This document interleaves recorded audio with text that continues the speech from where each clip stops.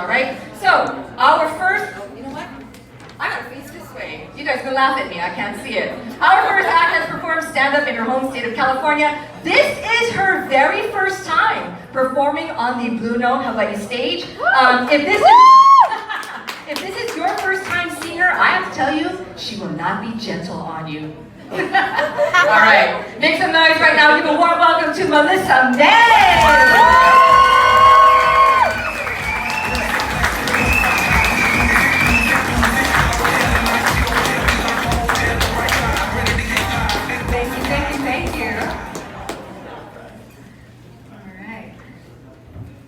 What's up, Blue Note? I just want to say first, okay, so had to do that for me, not for you. Now, I must say that I was told recently that when I come up on stage, usually what happens is that my nipples get hard. They're a little hard, actually. They're purely functional. But I think I've kind of cracked the code as to why, and it's because I'm in a room full of men listening. It turns out.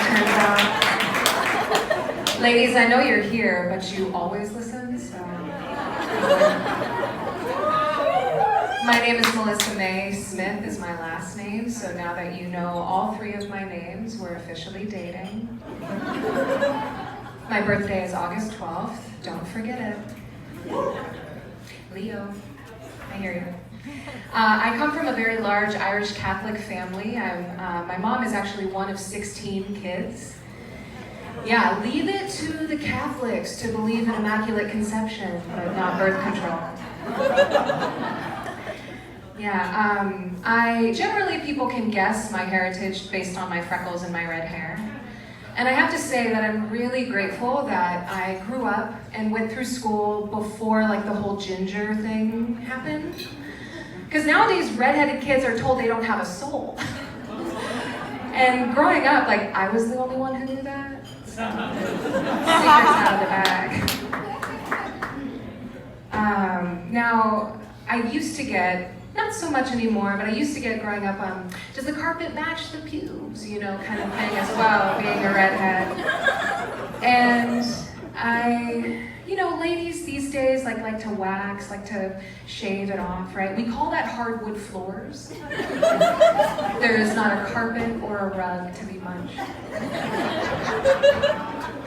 Now, I, on the other hand, went a bit more biblical as a recovering Catholic. I have a burning bush. So if you want to see God, come see me. I was actually told the other day on like a dating app, this guy was like, I like my pussy waxed. And I was like, well then wax your pussy, Jeff. Nobody's stopping me. Now I have to preface before I get into more of my set that what I say up here generally is not directed at any one person specifically. But if you happen to identify with what I say, like let it resonate. It's kind of like if I were to say, hey asshole, and you turn around.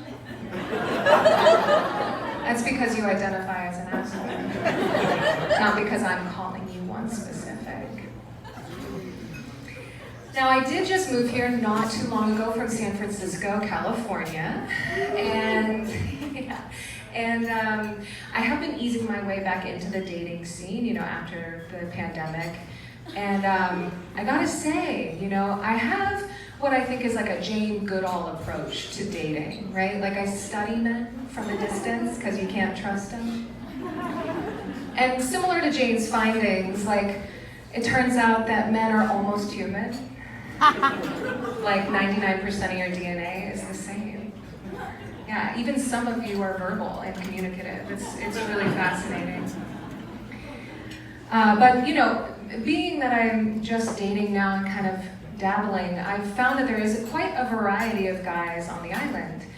But there is like one thread that runs through, it seems, and that's homophobia.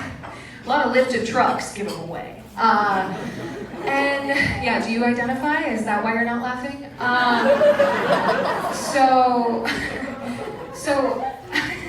Sorry. Okay, so anyway, coming from San Francisco, I thought it was like almost common knowledge at this point that if you are homophobic, that you're most likely Yay! emotionally stunted and cut off from the whole of human experience. Right. Or gay. Yeah, just be curious, not judgmental.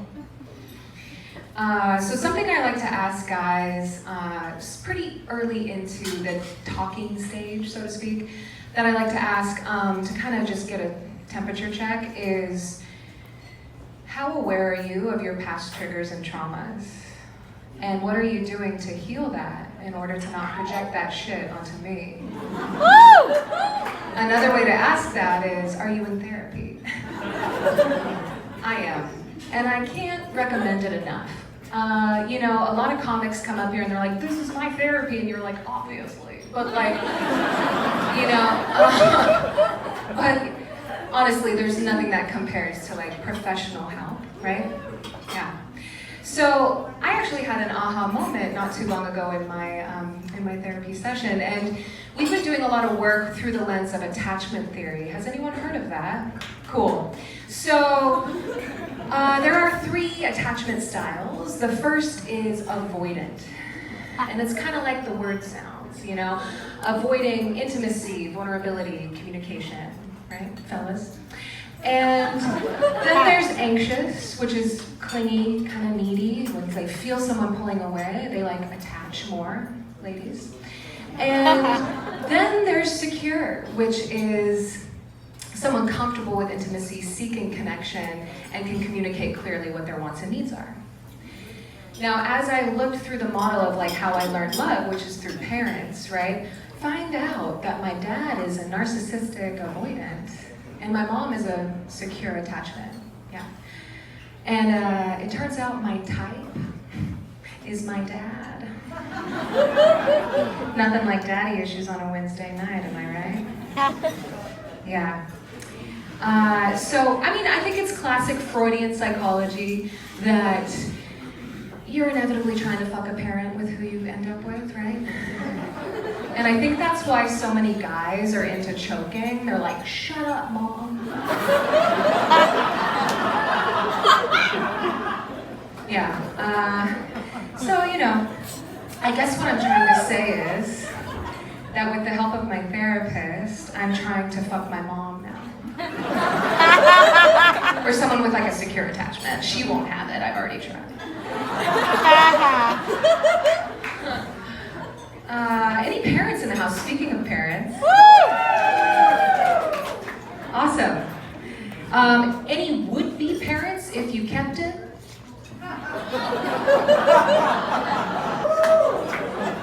Yeah, as a 34-year-old single woman, I've decided that I'm just gonna start being honest at family gatherings. So for example, when I get the question asked, like, Melissa, why don't you have any kids? I say, well, Auntie Pat, I could have 2.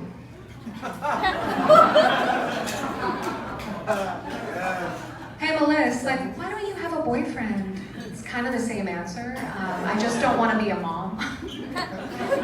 Yeah. Now, I've kind of come to conclude at this point in my Jane Goodall experience that men are very similar to carbohydrates for me. I can't keep any in my house.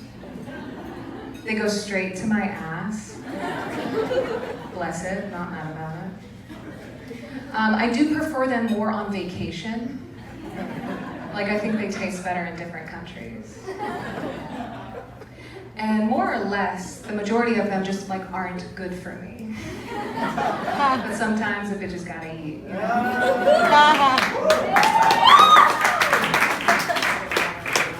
So I was walking down the street the other day. I'll leave you guys with this. Thank you so much for being here. So I was walking down the street the other day, and this guy drives by on a scooter. Now, I didn't notice him the first time, but I noticed him the second time because he turned around and honked and waved. And I paused and I was like, do I know any ugly white guys that have a scooter? The answer is no. So I just kept walking. And he proceeded to pull into the parking lot that I was walking through. And he shouts, "Hey, you!" So I pull my earbud out and I'm like, "Excuse me?" He's like, "Oh, I'm sorry. I thought you were my friend Sarah. Turns out you're just a beautiful redhead." Now, ladies, I think you can back me up. You know within the first 5 seconds whether you're in or out, right?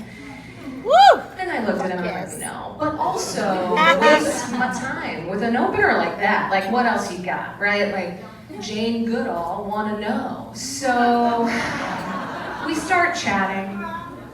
And at some point, he goes to say, you know, men can't even be men anymore. And as a woman, like, we love to hear it. But I said, say more, you know, like, I wanna know. And so he's like, well, I can't even compliment a woman without it becoming like a Me Too movement. And I was like, rape, compliment, a little diff. And then he's like, but with a body like yours, it's almost like you're asking for it. And I was like, oh, okay, getting closer. And so then he goes on to ask me, don't you feel like it feels good to be whistled at, right? It feels good to be catcalled, no? And I said, no, it feels a bit unsafe and uncomfortable. So I've decided that I am now going to compliment men in a way that makes them feel uncomfortable and them feel unsafe. So the next time a guy walks by and it's kind of cute, I'm gonna say, you look like a provider.